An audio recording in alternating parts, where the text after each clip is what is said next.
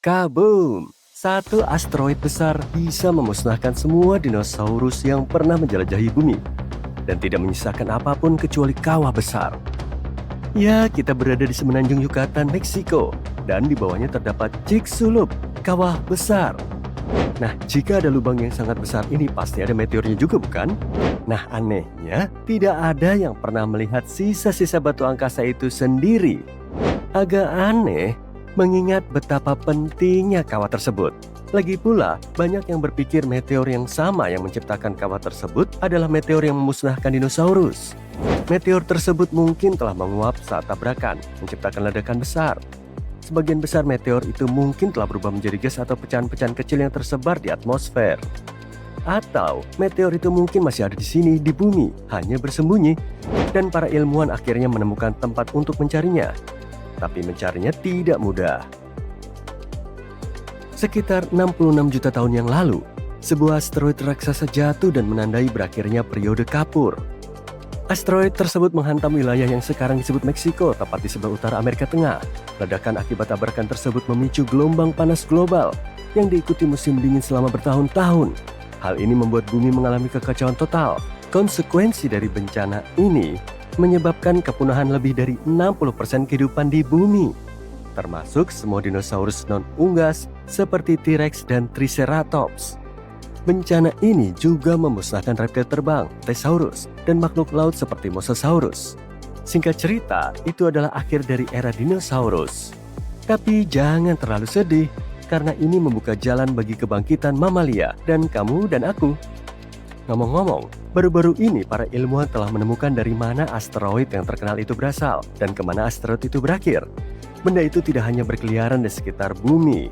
Batu besar ini mungkin terbentuk di luar Jupiter dan langsung menuju planet kita.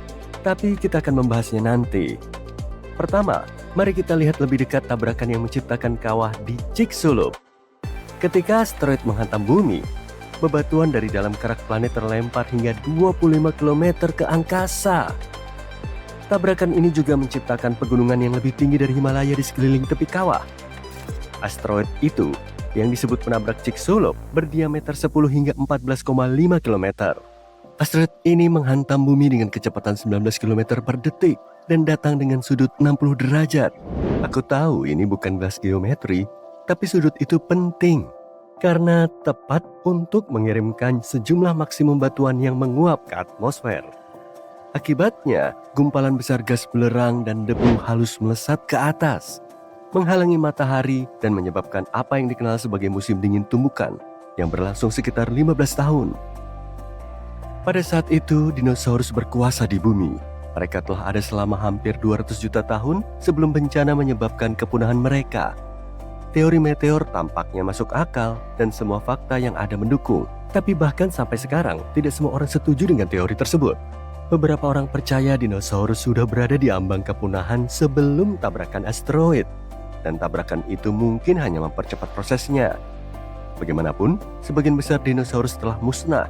Tapi jika para ilmuwan benar, maka mereka yang berhasil bertahan hidup adalah nenek moyang dari burung-burung modern.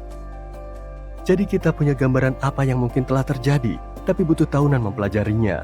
Kawah ini pertama kali diidentifikasi para ilmuwan yang bekerja untuk Pemex, sebuah perusahaan minyak Meksiko pada 1970-an. Dan beberapa waktu kemudian para ilmuwan akhirnya menyadari peristiwa kepunahan massal yang mengakhiri periode kapur itu disebabkan oleh Chicxulub. Salah satu bukti yang mengarah pada asteroid tersebut adalah ikan-ikan lokal saat itu. Ketika asteroid menghantam, kekuatan tumbukan yang luar biasa besar membentuk ulang permukaan planet. Misalnya, tabrakan mengubah batuan menjadi bulatan seperti kaca. Spherules adalah partikel-partikel kecil berbentuk bola yang bisa terbentuk dari pendinginan cepat tetesan silika cair. Dan sebagian dari bola-bola ini berakhir di insang ikan yang hancur akibat tumbukan. Jadi ketika para ilmuwan mempelajari fosil-fosil tersebut dalam penelitian lain, mereka menemukan hantaman asteroid itu terjadi pada musim semi di belahan bumi utara. Mereka mengetahuinya dengan mempelajari garis-garis pertumbuhan pada tulang-tulang ikan.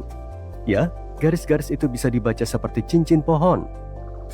Tentu saja selama bertahun-tahun para peneliti terus mengeksplorasi lokasi tumbukan, berharap menemukan data baru tentang bencana tersebut. Cara terbaik yang mereka lakukan adalah dengan melihat catatan kimiawi yang ditinggalkan oleh asteroid, yang puing-puingnya bersembunyi di bawah lapisan batuan dan sedimen di bawah semenanjung Yucatan. Jadi mereka mempelajari tanda-tanda kimiawi pada batuan dari akhir periode kapur, dan menemukan kalau asteroid itu berasal dari luar Jupiter. Dan itu bukan sembarang asteroid, tidak. Itu adalah Chondrite Carbon, salah satu jenis asteroid tertua di tata surya. Kemungkinan besar asteroid ini terbentuk miliaran tahun yang lalu. Asteroid jenis ini hanya berasal dari area di luar Jupiter. Jadi asteroid yang menyebabkan peristiwa kepunahan pasti berasal dari sana. Salah satu petunjuk utamanya adalah ruthenium, unsur langka di batuan bumi, tapi jauh lebih umum ditemukan di asteroid. Para ilmuwan mendeteksi sejumlah kecil ruthenium di bebatuan yang membantu mereka mengonfirmasi kalau asteroid tersebut berasal dari luar angkasa, bukan dari komet atau letusan gunung berapi. Pada 2016, para ilmuwan juga mempublikasikan hasil pertama dari ekspedisi pengeboran di dalam kawah Chicxulub. Tim berhasil mengebor lebih dari 1,2 km di bawah dasar laut dan mendapatkan sampel inti yang berisi potongan-potongan batuan granit asli yang dihantam asteroid. Batuan ini sangat terguncang dan berada tidak beraturan di atas lapisan sedimen. Hal ini mendukung teori bahwa cincin puncak kawah Chicxulub terbentuk melalui proses keruntuhan yang dinamis. Soal cincin puncak, para ilmuwan secara khusus menargetkannya dalam eksplorasi. Cincin ini adalah punggungan melingkar di dalam tepi kawah. Cincin puncak serupa bisa ditemukan di kawah tumbukan terbesar di tata surya kita, yaitu di bulan, Mars, dan Merkurius. Tapi di bumi, Chicxulub adalah satu-satunya kawah yang masih terawat baik dengan cincin puncak.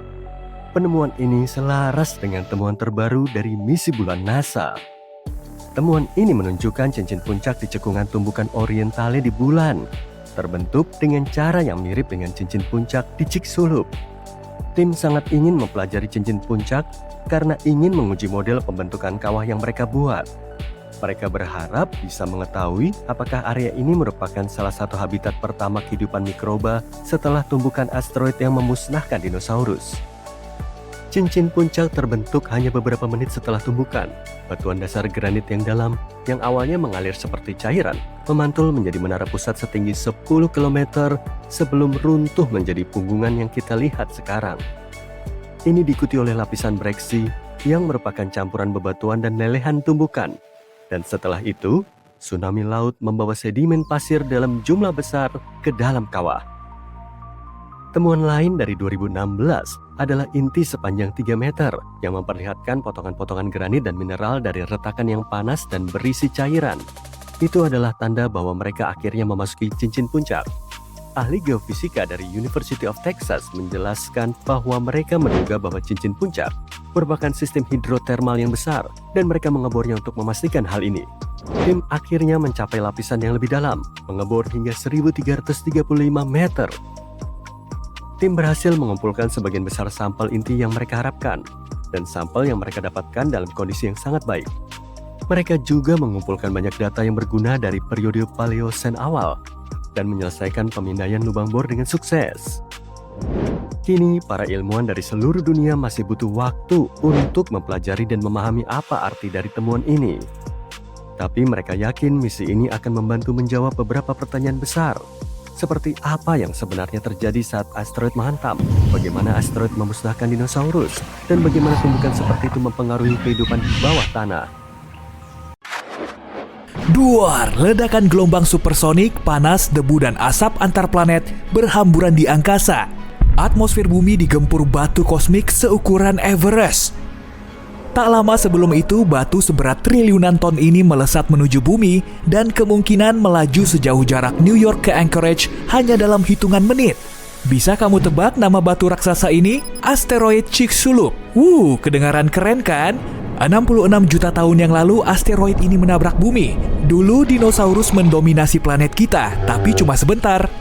Tabrakan dahsyat tersebut terjadi di kawasan Meksiko saat ini, tepatnya di semenanjung Yucatan di dekat Cancun.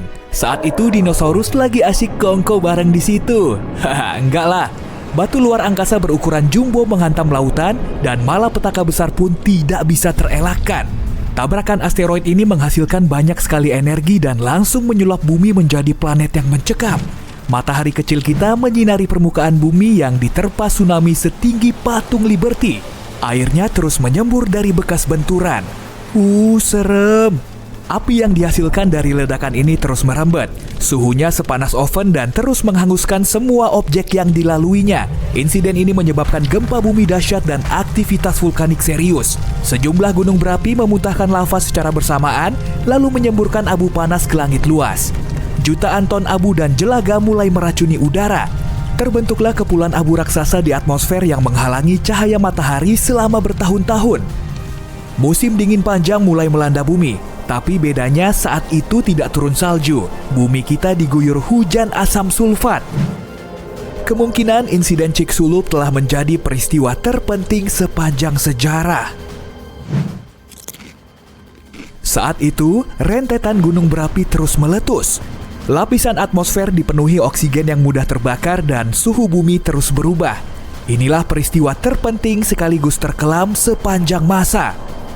Benarkah begitu? Asteroid Chicxulub telah meninggalkan bekas berupa kawah super besar.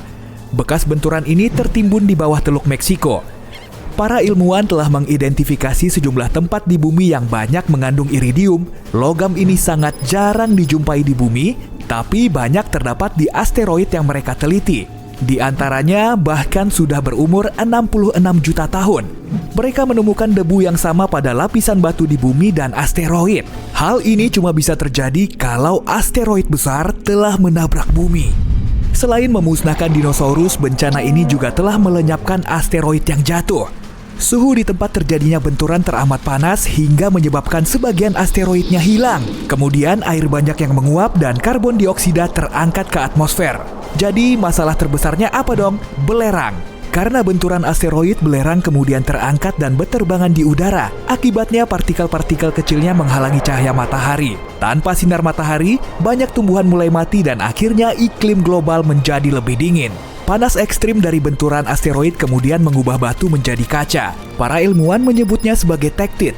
Energi super dahsyat melontarkan tektit ke angkasa selama beberapa saat sebelum akhirnya jatuh lagi ke bumi. Hujan pun mulai turun. Bukan berupa tetesan air, tapi bola api kaca yang membara. Bola api ini memborbardir permukaan bumi selama berhari-hari. Tektit yang berjatuhan terus membakar permukaan bumi. Bahkan para ilmuwan telah menemukan buktinya di seluruh dunia. Meski begitu, masih banyak misteri terkait zaman ini yang belum terkuak. Sebagian ilmuwan tidak menggolongkan Chicxulub sebagai asteroid. Ya, mungkin cuma komet aja. Bahan utama asteroid terdiri dari batu dan logam. Bentuknya seringkali menyerupai kentang. Sementara komet terdiri dari batu, logam, dan es. Bentuknya mirip seperti butiran salju kosmik yang kotor. Di dalamnya juga terdapat amonia, metana, dan karbon dioksida. Komet biasanya berasal dari awan Oort.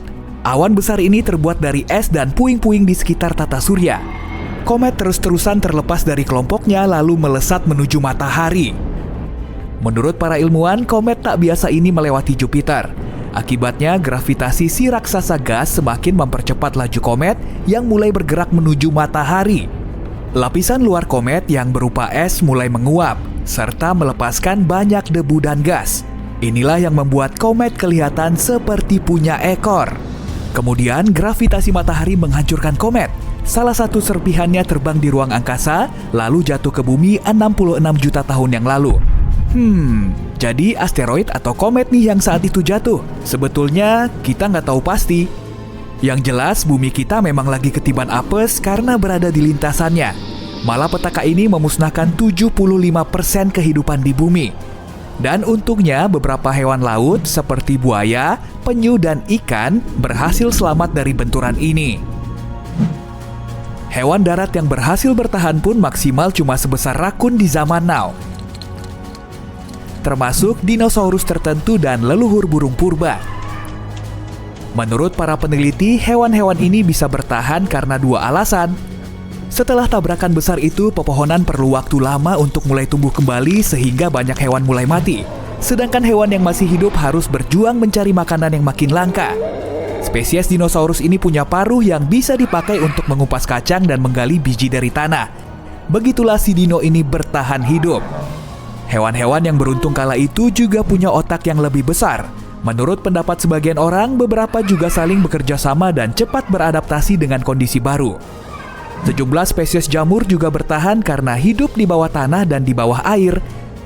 Kegelapan perlahan memudar, lalu disusul dengan tumbuhan pakis yang mulai bermunculan. Setelah beberapa ribu tahun, hutan mulai muncul kembali. Semua hewan yang bisa bertahan hidup berukuran kecil dan kurang menarik perhatian. Tempat hidupnya ada di lubang sehingga bisa terhindar dari abu panas.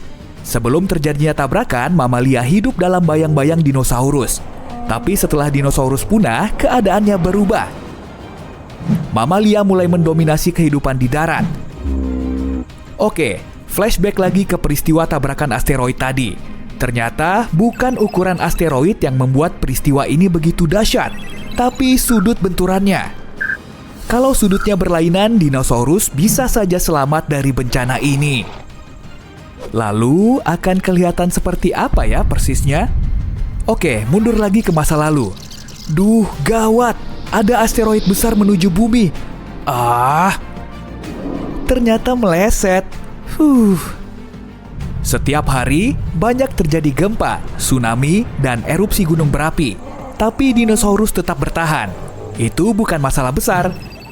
Beberapa juta tahun kemudian, sebagian besar kadal kuno ini sudah berubah rupa. Karena zaman es, banyak dinosaurus juga punya bulu untuk melindunginya dari udara dingin. Mamalia juga ada, tapi sangat sedikit. Banyak kelelawar hidup di gua. Hewan pengerat seukuran tikus got hidup di hutan. Siang harinya digunakan untuk bersembunyi di semak belukar atau liang, kemudian malam harinya untuk mencari makanan. Nggak ada kuda, gajah, atau mamalia besar lainnya. Jelas saja ukuran tubuhnya sangat cocok dijadikan sebagai mangsa saat bumi dipenuhi reptil ganas bertaring besar. Di laut pun nggak ada paus. Burung betet, elang, dan merpati juga nggak kelihatan. Tapi pterodactyl bisa terlihat di angkasa. Ada yang seukuran helikopter dan ada juga yang maksimum cuma sebesar angsa. Primata juga banyak dan masih sangat senang hidup di atas pohon. Nggak ada perjalanan menyusuri sabana. Dan gak ada Homo sapiens. Di dunia paralel ini, area terbuka memang sangat berbahaya. Begitupun dengan hutan dan pepohonan. Ancaman mengintai di mana-mana. Agar bisa memangsa primata, banyak dinosaurus kecil belajar memanjat pohon. Hal ini terjadi pada zaman kapur, sesaat sebelum asteroid besar melewati bumi. Peristiwa yang epik pastinya. Dinosaurus pun berubah jadi lebih bijak setelah asteroid cuma melewati bumi. Beberapa bahkan bisa secerdas ayam di zaman modern. Otak besar perlu banyak energi dan gak selalu jadi strategi ampuh untuk bertahan hidup. Yang lebih aman justru punya otak kecil dan terus menumbuhkan gigi yang lebih besar dan runcing.